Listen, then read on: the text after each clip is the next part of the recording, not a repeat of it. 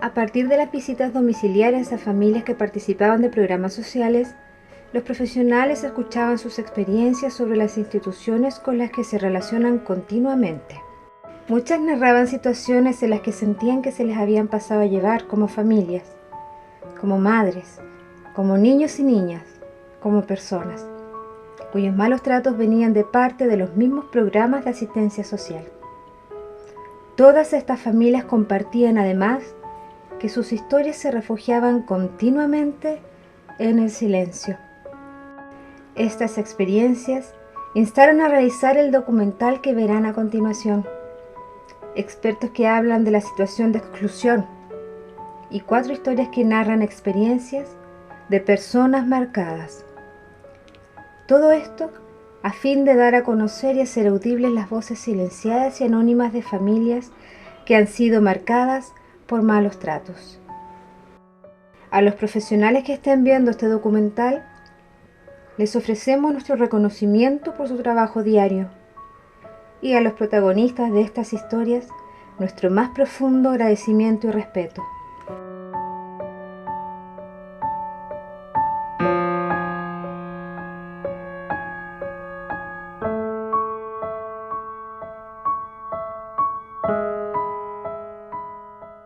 Porque hay de repente que uno quiere opinar algo. Siempre por ser pobre te discriminan. Mi hijo, Al final lo que pasa Y también ponerte en la vereda de la otra persona. y no tuve quien me ayude, no tuve quien me orientara. con rabia ante todo. Para mí fue mi peor error. No hallaba consuelo con nadie. Como que lo pasaron a llevar. Como que no Pero lo detrás de escucharon. un río y detrás de todo eso hay familia. Claro, lo que pasa es que la gente no dice vulneración de derechos. Claro, por supuesto que no lo dice porque no sabe que esos derechos son vulnerados. De partida muchos ni siquiera saben que tienen derecho. Entonces efectivamente hay varios elementos incluso culturales, de procesos que están ahí insertos que imposibilitan muchas veces que las personas estén en posibilidad de decir una cuestión de vulneración. Porque aquí estamos hablando de experiencias de vulneración de personas individuales, solas, digamos, o con su grupo familiar, frente al Estado. Porque es distinto la experiencia de la ciudadanía organizada, digamos, se empodera, se apoya de distinta manera para enfrentar al Estado.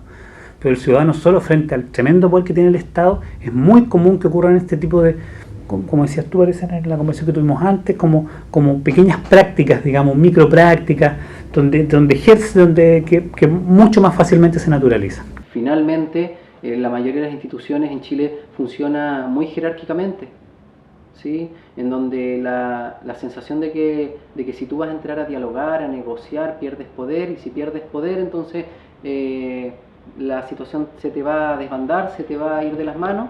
No sé hasta qué punto el miedo puede ser también un factor que está intrínseco en esto, porque aquellos profesionales destinados a la rehabilitación, a la reinserción social, al apoyo a estos sectores, muchas veces trabajan en ámbitos estatales y el mismo Estado chileno, a la hora de contratar funcionarios, borra lo que ha firmado a través de pactos internacionales de derechos humanos. Porque hay temor a que se ejerzan los derechos, hay temor a perder autoridad. Hay situaciones que son que grafican, yo creo que varias de las cosas que suceden en lo cotidiano en las calles de esta ciudad, en donde hay abuso de poder finalmente por parte de los agentes del Estado. Fue mi peor error. Vivió muchos años violencia intrafamiliar por parte de su pareja hasta que tomó la decisión de denunciarlo, sin saber que esto produciría que profesionales de una institución que asumieron su caso concluirían que los niños ya no podrían vivir con ella en su casa. Se los llevaron y los ingresaron a un hogar. Sin embargo, mayor fue el dolor, la tristeza y la desesperación cuando es su propia madre la que asume los cuidados personales de sus hijos y no le permite verlos más.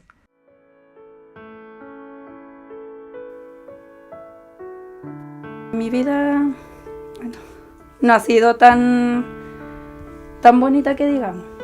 Conocí al papá de los niños y los 3 primeros años fueron maravillosos. pero después ya empezaron los golpes, maltrato hacia los niños,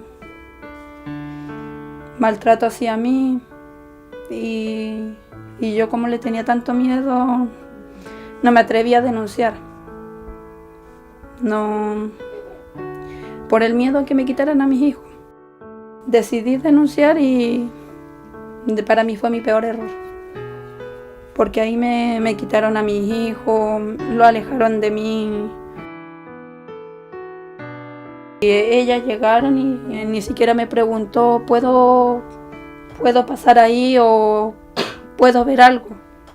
Sino que llegó, empezó a caminar por la casa y empezó a mirar por todos lados. Registraron la pieza de los niños, la pieza mía, se metieron al baño, miraron los muebles para ver qué tenía, si tenía para comer para mis hijos. Un día me citaron a juzgado y me dijeron que lleve a los niños. Ni siquiera me dejaron opinar nada, sino que llegaron, ya empezaron a leer todo lo que ya habían puesto en el papel y dijeron ya los niños se van a un hogar. Que yo era una mala madre para mis hijos, que yo no los protegía.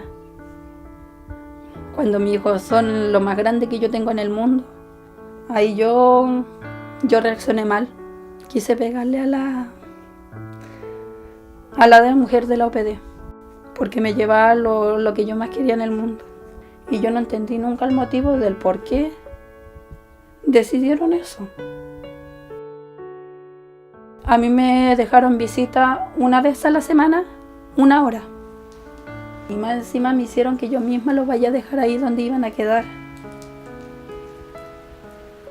Como yo le decía a mi hijo de 6 años, que no lo iba a ver en la noche, que ya no iba a estar conmigo. En el hogar nos lo bañaban a los chicos se bañaban solos. Imagínense una guaguita de 2 años y medio bañándose sola. Cuando yo llegaba al hogar, los chicos sin calcetines, sin calzoncillos, sin polerita, con una chompa encima y un buzo. Y yo le preguntaba, hijo, ¿come? Y me decía, mamita, me quitan la comida. Los niños más grandes me quitan el pan, me quitan la leche. Y ahí yo guardándome todo lo que sentía. O sea, me venía gente a visitar a mi casa. Yo le cerraba la puerta a la cara, yo no quería hablar con nadie. Yo era una persona como agresiva.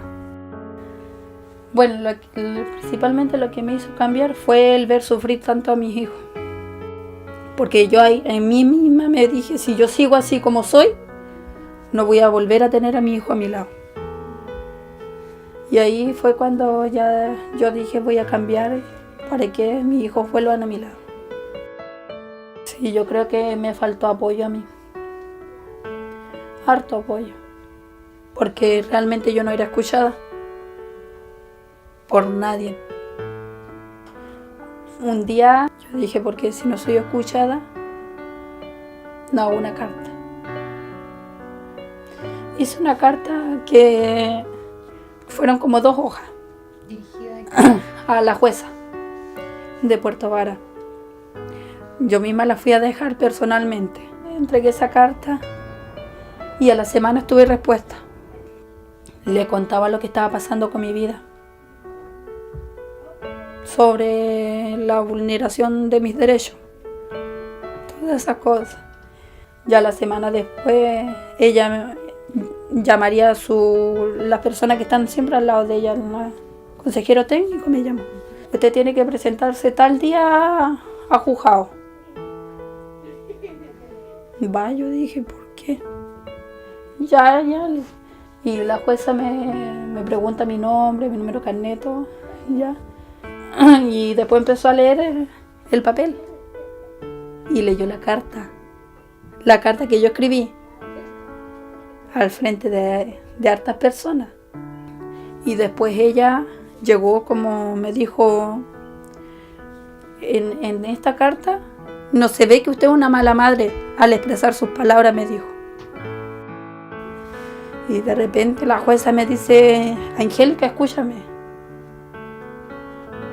Y yo la quedo escuchando así. Ella me dice, tú no eres una mala madre. Sigue yendo al programa que estás yendo y vas vas a ser escuchada mucho más porque ese programa te sube la autoestima, me dijo, y otras cosas, ¿no? Y saca adelante a tu niñito, me dijo. Porque una madre sola igual puede salir adelante con sus hijos. Entonces llega y me dice, la señora deja de estar a cargo de los niños para pasárselo a la mamá biológica, definitivamente. Pues sabe que yo mi corazón, no sé, yo me puse a llorar, le di las gracias a ella y de repente de una salita sale mi hijo y me abrazan y ellos igual se ponen a llorar porque como los veíamos de una ventana y yo afuera, fue como impactante. Lo abrazamos y la jueza miró, la jueza se puso a llorar. Ahí se demostró lo contrario. Y yo a esa jueza yo le agradecí mucho. Mucho el que ella me haya escuchado.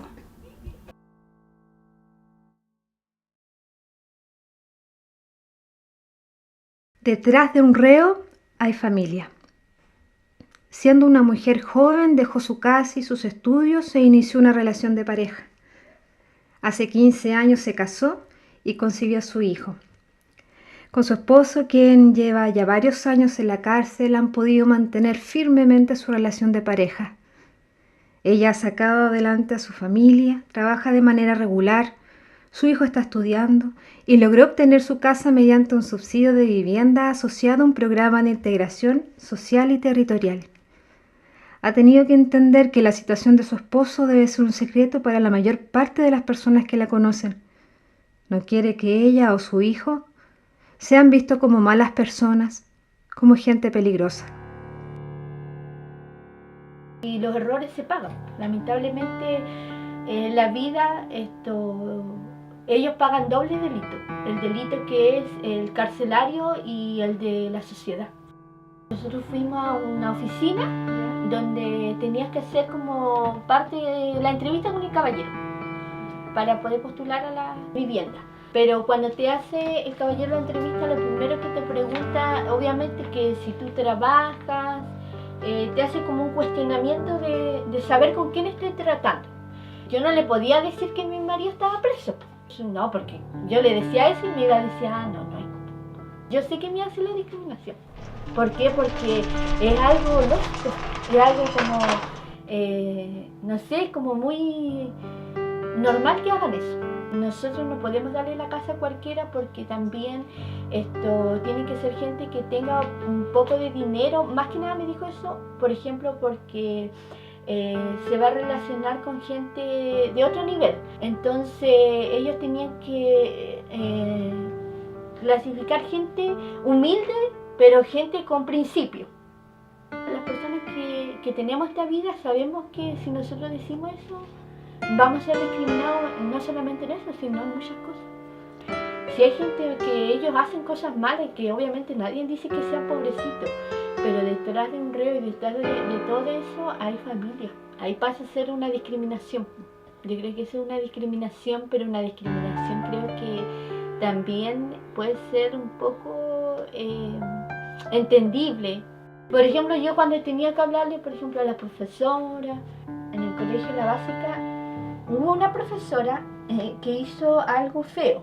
Ella hizo una clase y habló referente al tipo de personas presas. Y ella dijo algo como, como que sembró algo malo en los alumnos. Como que hizo una discriminación. ¿En qué curso iba ella? Yo creo que habrá ido como el séptimo y me lo dice de que él sintió mucha rabia. Porque cuando ella habló y se expresó de esa manera, como que él dijo, ¿y ella por qué habla así si ella no sabe? Él sintió rabia porque él se sintió ofendido. Yo ahí fui donde la profesora y le dije, ¿sabe qué? Yo vengo por esto y esto, y le dije, y quiero que por favor tengan un poco de cuidado en ese sentido, le dije, porque aquí eres muy niño todavía como para que alguien le provoque un daño de esa manera. Y ellos no tienen por qué pagar los errores de los papás. Entonces la tía me pidió disculpas y me dijo que bueno que yo me haya acercado y haberle dicho con sinceridad lo que nosotros teníamos. Creo que también les sirvió para que también traten de hablar entre los profesores, que traten de cuidar ese tipo, porque los niños no tienen la culpa tampoco. Yo creo que lo que tiene que haber es una profunda educación en que las personas reconozcan que son titulares de derechos. Claramente hay una vulneración de esas personas que tal vez no tienen ese tejido social, ese capital social que les permita desarrollarse más plenamente. Entonces tú te pones a pensar y lo ves en abstracto, ser niño, tener tal vez una raíz indígena, ser marginal, eventualmente te puede causar varios problemas. ¿Sería posible para otros tratos socioeconómicos que esa situación pasara? Entonces, ¿hay discriminación? Sí, hay discriminación. En la calle, un carabinero no discrimina en el momento de hacer un control de detención en función de ciertas variables. Si eres joven, mapuche, pobre, ¿sí? Te van a identificar con ciertas acciones. La discriminación es uno de los problemas más graves de derechos humanos que tiene este país, porque es un problema totalmente transversal de Arica a Magallanes, de Cordillera a Mar, y en todas las clases sociales se discrimina, entre clases sociales e interclase social también se discrimina. O sea, sin lugar a dudas, en la calle y en las instituciones, las medidas, ¿no es cierto?, y las acciones que toma un agente del Estado, un policía o un profesional o una institución, difieren y son discriminatorias en función de la condición de una persona. Yo creo que ahí no estoy diciendo nada nuevo.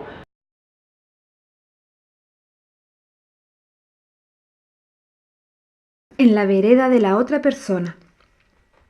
Luego de enfrentar un proceso judicial por situaciones de violencia, decide emigrar de su ciudad hacia el sur de Chile, buscando reanudar su vida y de esta forma cerrar esta dura etapa.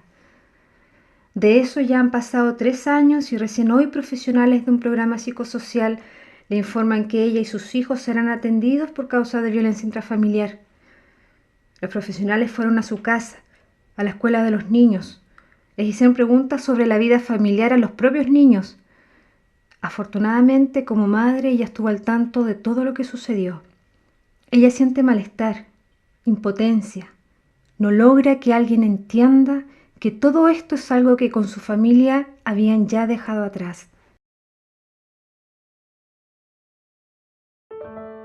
Hace 3 años atrás yo vivía en San Antonio en la casa de mis ex suegros, abuelos de mis hijos. ¿Ya? Y resulta que ahí llegaba de repente, como una vez al mes, por un fin de semana, a quedarse el papá de los niños. Y él era alcohólico. Hacía escándalos, show, le faltaba el respeto a su papá, que no le importaba a los niños, le faltaba el respeto a todo. Yo igual me di cuenta que a mi hijo igual en alguna parte igual les dañó, pues. Claro, quería salir de ahí, pues no tenía dónde. Y tenía ese problema. Y tenía muchos problemas más. Yo tenía problemas con la justicia, mi marido estaba acá en Puerto Montt. Entonces quisieron los carabineros, pusieron una medida de protección. A lo cual en esos años no pasó nada, pues. Pero después de 3 años me empezaron a ubicar a mí. Pues ya han pasado 3 años, ya no sé, pues yo encuentro que estamos bien, los niños están bien, temas superados. Entonces no quería tampoco volver a conversar el tema, que le estén tocándole, preguntándole cosas. Así que por ese lado ya no me interesaba que lo vieran una psicóloga o un asistente social. Pero lo tuve que recibir igual porque si no después me podía perjudicar igual en el juzgado. Un día tuve que ir al colegio, me mandó a buscar el director. En el colegio no saben mi vida de partida, pues. Entonces el asistente ya llegó contando ya que el papá de los niños era alcohólico y cosas así. Entonces tuve que explicar que no, que mi marido estaba preso, que el papá de los niños contando mi vida, entonces ya desagradable. El director del colegio de mi hijo mayor, un director a la pinta, me conversó con mucha prudencia, no quiso hacerme sentir mal, no, bien, pasa algo. La asistente nos hizo bastantes preguntas y ella igual me dio vergüenza, ¿entiendes? Igual me dio vergüenza. Hace poco tiempo estaba tratándome con Sename, a lo cual tuve que recibir aquí un asistente social en la casa. Pasó, la atendí yo y me empieza, uy, usted es limpiecita, uy, sí, no sé, usted es limpiecita. Puedo ver las piezas, que tengo que ver las piezas, pero ya casi ahí en el pasillo. Era solamente preguntas, no era una conversación fluida tampoco. Que mi marido, que cuánto estaba haciendo, que cuando salía, que cómo se llevaban los niños con él. Yo entiendo que es su trabajo, pero la verdad no me gustó su proceder porque yo igual he hablado con otra psicóloga, con otra asistente y no son tan, no sé, pues, Ya de contarle las cosas a todo un extraño ya es incómodo, ¿me entiendes? Un día viene ella, yo no estoy. Y resulta que mi hijo, el mayor, la atiende por la puerta, pero no se la abre. Entonces ella de la puerta lo interrogó, porque esa es la palabra, lo interrogó. Que dónde yo andaba, que cómo estaba, y le hizo, a mi hijo más chico le terminó contándole toda nuestra vida. Y mi hijo mayor estaba enojado, porque estaba contando cosas de nuestra casa, que eso no se hace, a una extraña.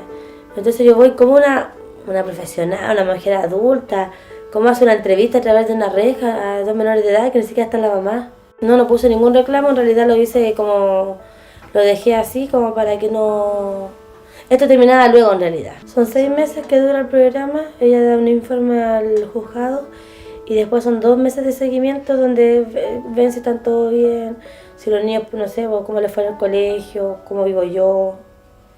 Yo quiero que me respeten también en esas instituciones que estábamos conversando, pero también tengo que empezar a emplear yo ese tipo de cosas que yo quiero para poder también relacionarme con los demás.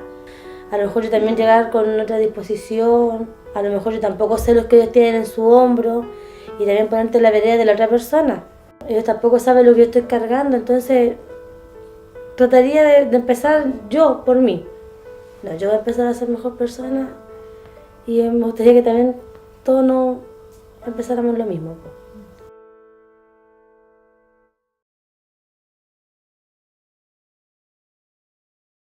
Por ser uno pobre, te discriminan.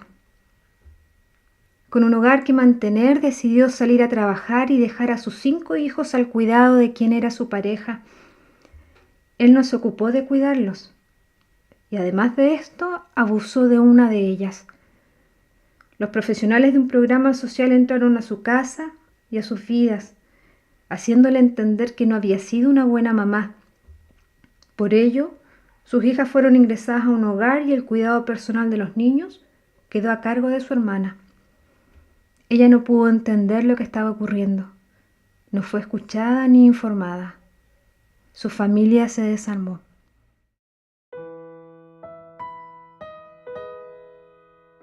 Lo que pasa es que tengo 3 hijos que me quitaron entre medio de cename. Fue cuando mi hija tuvo el problema con su padrastro, cuando abusó de mi hija. Fue un día que me llegó una citación de juzgado, porque yo no sabía realmente de qué se trataba.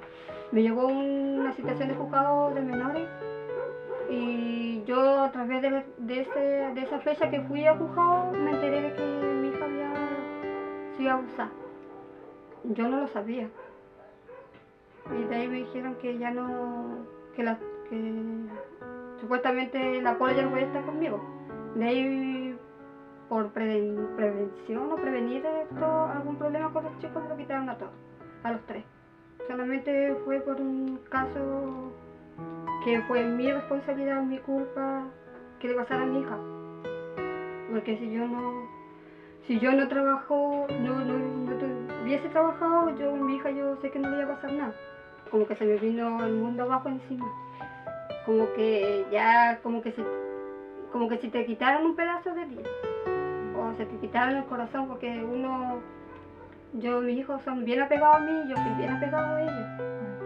Y yo me sentí mal, si yo estuve con depresión, estuve mal, no quería salir para afuera, no quería comer, no quería dormir, no podía dormir, nada. Pero yo sola aún así salí adelante. A mí me decía que yo tenía que trabajar, yo trabajo, me dicen todo lo que yo tengo que hacer, yo lo hago. Y lo cual cuando uno llega en el juzgado, no, la señora no está apta para quedarse con sus hijos. Son 2 horas que yo tengo de visitas con ella. Y 2 horas una mamá no hace nada. Es que si yo digo algo, como le dije yo a Max, va a ser usado en mi contra. Porque si yo le digo algo, van a decir ya, digámosle esto a la jueza o esta otra cosa a la señora jueza. ¿Te ha pasado eso? Sí, pues sí, ya me ha pasado varias veces. Las tías no quieren que yo salga con ella porque van mal en el colegio. Yo hasta he pensado yo saber cuando yo fui al juzgado, cuando me tocó orar, hace como 6 meses atrás, yo le dije, no importa que me lo entreguen, pero por lo menos denle permiso para que ellas salgan. No duramos ni un mes que yo lo saqué conmigo por 3 horas. Igual es poquito. Y después, porque mi hija iba mal en el colegio, ella no puede salir más con su hijo. Es fome que te estén quitándote algo que a ella les pertenece, que a ella le hace bien. Porque mi hija siempre le ha ido mal en el colegio. Y yo igual hablo con ella y, como tú sabes, yo siempre le explico las cosas como son. Y las cosas que van a pasar y van a seguir pasando, porque al final, al cabo, un hogar no es un buen lugar para los menores. El que hizo el hecho está libre y mi hija está presa, porque de esa manera se sienten presas. Que el momento que está en un hogar o una residencia, los niños cambian. Y no cambian para bien, cambian para peor. Siempre por ser uno pobre te discriminan. Tú tú no puedes mantener a tus hijos. Y ella que le dice que uno no puede mantener a sus hijos. Y yo, todos los años que yo estuve con ellos, fui yo la que lo mantenía. Y cuando yo ya estaba saliendo adelante bien, luchando por mi casa, tuve mi casa, un buen trabajo, no le hacía falta nada a mis hijas, a mis hijos, te lo quitan. Pero uno con las caídas que uno va teniendo, uno va aprendiendo a ser mamá y más responsable. Ellas no son unas malas niñas, si siguen ahí se van a echar a perder las chicas.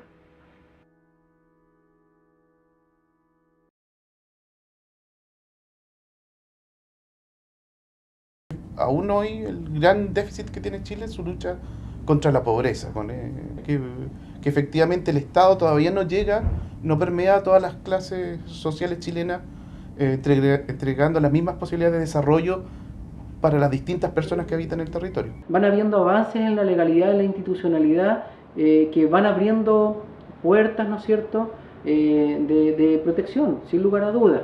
Faltan muchísimas y hay otras que lamentablemente operan de manera bastante deficiente. Pero también hay poca información respecto a los procesos. Muchas veces las familias, por desinformación, acatan, no apelan, no denuncian, y la situación queda por lo tanto ahí nomás.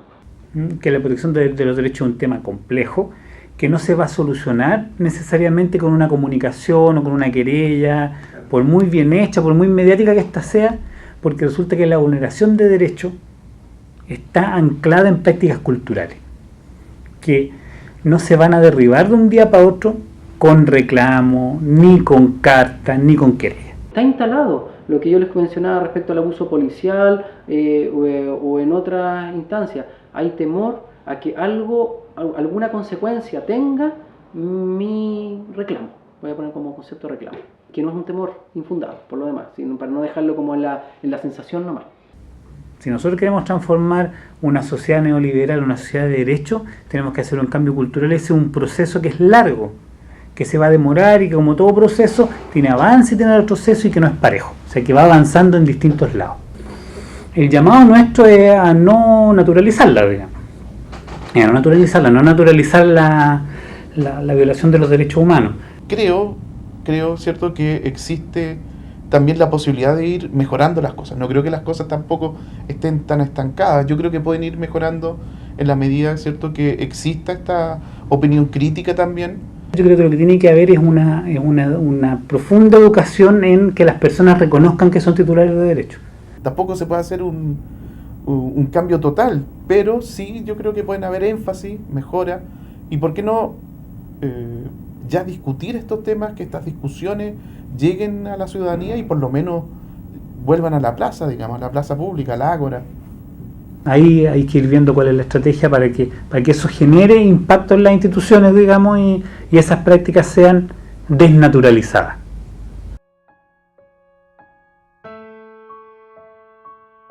Entendemos que las historias y experiencias que aquí hemos documentado forman parte de la cotidianidad de muchas personas, especialmente de aquellas en condición de pobreza o vulnerabilidad. Creemos que cuando un profesional forma parte de prácticas de abuso, discriminación o exclusión, la hace siguiendo la corriente de un complejo sistema de injusticias al que no siempre puede enfrentar y resistir. Sin embargo, también creemos que existen alternativas y posibilidades. Ser testigos de estas experiencias nos ha hecho caminar en la búsqueda de mecanismos que nos permitan resguardar el sentido de nuestra labor y de esta forma resistir ante la tendencia de olvidar que detrás de la violencia, la delincuencia, el abuso de sustancias, la negligencia, siempre hay historias de dolor y de precariedad que han surgido como aprendizajes de modo de vivir que generan daño. Hoy, ustedes también son testigos de estas experiencias. Suponemos que han conocido o quizás formado parte de historias que pudieron desarrollarse de manera similar. Conocerlas nos invita a buscar modos de relación en las que nociones como el respeto, la libertad o la justicia se expresan a través de nuestras acciones.